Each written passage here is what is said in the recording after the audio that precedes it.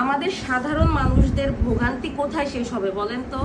এই ডাক্তারদের ভোগান্তি আমরা সাধারণ মানুষ কিভাবে আসলে ফেস করবো আমি আসলে জানি না। আমি আজকে একটা আমি আমার সাথে যে ইনসিডেন্টটা ঘটছে আমি ওটা আপনাদের সাথে শেয়ার করি। গত 3-4 দিন ধরে হচ্ছে যে আমার প্রচণ্ড রকমের জ্বর। তো প্রচণ্ড রকমের জ্বর প্লাস হচ্ছে গা ব্যথা, শরীর উইক, প্রেশার পুরোপুরি ফল করছে।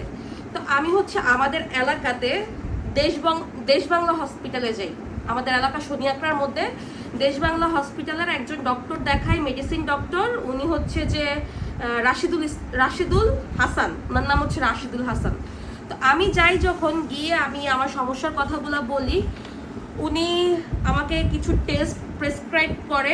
ডেঙ্গু, সিবিসি, সিআরবি, এই 3টা টেস্টই আমাকে হচ্ছে যে প্রেসক্রাইব করে। তো প্রেসক্রাইব করে, আমি টেস্টের রিপোর্ট আমি কালেক্ট করি। টেস্টে কালেক্ট করার পর উনি বলেছে যদি ডেঙ্গু না হয় তাহলে হচ্ছে যে ওনার কাছে, উনি কিন্তু আমাকে কোনো রকম মেডিসিন প্রেসক্রাইব করে নেই। উনি জাস্ট হচ্ছে যে আমাকে স্যালাইন, আর যদি ডেঙ্গু হয়ে থাকে সেই ক্ষেত্রে হচ্ছে যে ইনজেক্টেবল স্যালাইন সেটা, আর হচ্ছে যে এটা কি মেডিসিন, বমির একটা মেডিসিন।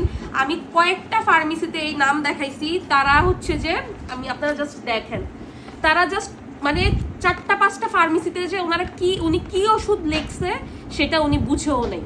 তো উনি যে মেডিসিন, একটা বমির মেডিসিন প্রেসক্রাইব করে, উনি তখন বলছিল, কিন্তু এই বমির মেডিসিনটা জাস্ট দেখেন ওনার লেখার অবস্থা। অনেকে অনেকবার ট্রান্সলেশন করতে চাইছে, পারে নাই এটা আসলে কিসের মেডিসিন বা কোন নাম প্রেসক্রাইব করতে। তো আজকে হচ্ছে যে মেইনলি আমার যেহেতু ঠান্ডা, অনেক কফ কাশি, আমি আসলে এত উইক যে এখন আসলে আমার কথা বলতে বাধ্য হইতেছি। আমরা সাধারণ জনগণ এত ভুক্তভোগী কেন হব? তো উনি বলছে যে আমি টেস্টের রিপোর্টগুলো নিয়ে ওনার কাছে গেলে উনি হচ্ছে যে আমাকে মেডিসিন প্রেসক্রাইব করবে। তো আমি হচ্ছে কালকে রাত্রে দেখিয়ে আসছি, আজকে হচ্ছে যে আমার শরীর বেশি খারাপ হচ্ছে। আমি ওনার কাছে হয়তো বা আরো কিছু টেস্টের জন্য সাজেশন চাবো বা কোনো কিছু, এই জন্য গিয়েছি। ওনারা বলতেছে 300 টাকা পেমেন্ট করতে। কেন হাফ পেমেন্ট করতে হবে? কারণ মেডিসিন রিপোর্ট দেখানোর জন্য হাফ পেমেন্ট করতে হবে।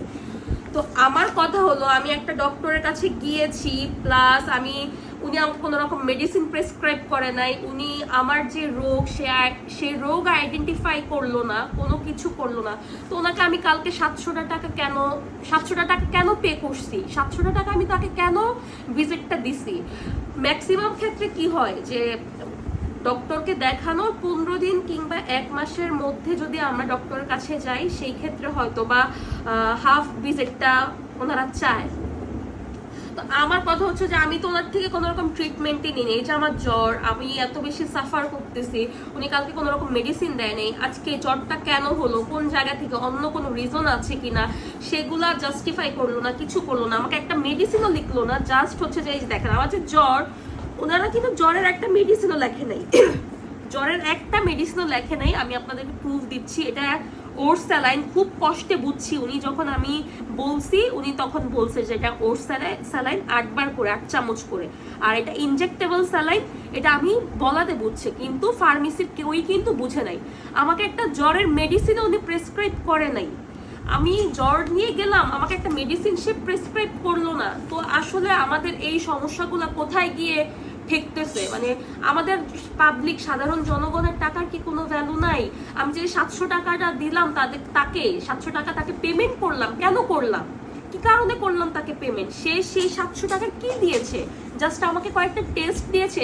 ইভেন সে আমার টেস্টের রিপোর্টগুলো তো দেখে নাই, সে আমার টেস্টের রিপোর্টগুলো দেখায় নাই। তো আমি তাকে কেন 300 টাকা পে করে, আবার যদি সে আজকে আমি তার কাছে আবার যেতাম, সে যদি আবার আমাকে টেস্ট দিত, আমি কি প্রতিদিন উনি আমাকে টেস্ট দেবে, প্রতিদিনকে আমি ওনাকে পে করে করে টেস্টের রিপোর্টগুলো দেখাবো? জাস্ট আপনারাই বলেন। আমি জাস্ট বলবো, আমি আমাদের যে এলাকার দেশ বাংলা হসপিটাল, তাদের কর্তৃপক্ষের কাছে আসলে আমার অনুরোধ, তাদের চোখে যদি এই ভিডিওটা পড়ে, আমি জাস্ট হচ্ছে তাদের কাছে, আমি তাদের ম্যানেজারের সাথে কথা বলেছি। ওনাদের ম্যানেজার বলতেছে একটু কমায় দিয়েন, যান ডাক্তারের সাথে বলেন, ডাক্তার কমায় দিবে। কেন ডাক্তার কমায় দিবে কেন? আমি তো তাকে 15 দিনের মধ্যে যাইনি, আমি একদিনের ব্যবধানে গেছি। কালকেই দেখাইতাম রিপোর্টগুলা, কিন্তু কালকে উনি রাত্রের 11টা বেজে যাওয়ার কারণে উনি ছিল না।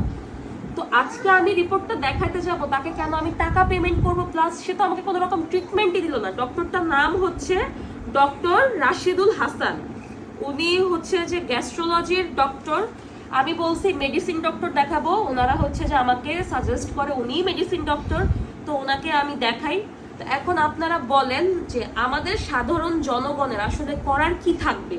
এরকম যদি চিকিৎসা ব্যবস্থা হতে থাকে, আমার রোগ ধরতে পারলো না, কোনো কিছু ধরতে পারলো না, আমি কষ্ট করে এতগুলো টাকা, আমি 1600 টাকা দিয়ে আমি আমার সবগুলো টেস্ট করিয়েছি, ডক্টর দেখিয়েছি 700 টাকা দিয়ে। তো 1600 আর 700 কত টাকা হয়? 2400 টাকা। 1600 700 2300 টাকা হয়। আমার 2300 টাকা খরচ করে আমার ফলাফল কি হলো? মানে আমি ফলাফল কি পেলাম? আমি কিউর হলাম না, আমি মেডিসিন ওনারা আমাকে সাজেস্ট করলো, উল্টা আমার কাছে 300 টাকা দাবি করে বসে যে ডক্টরের রিপোর্ট দেখাতে হলে 300 টাকা দিতে হবে।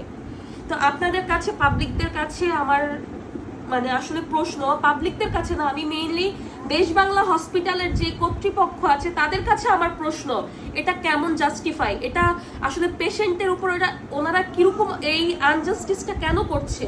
এটা তো আসলে উচিত না।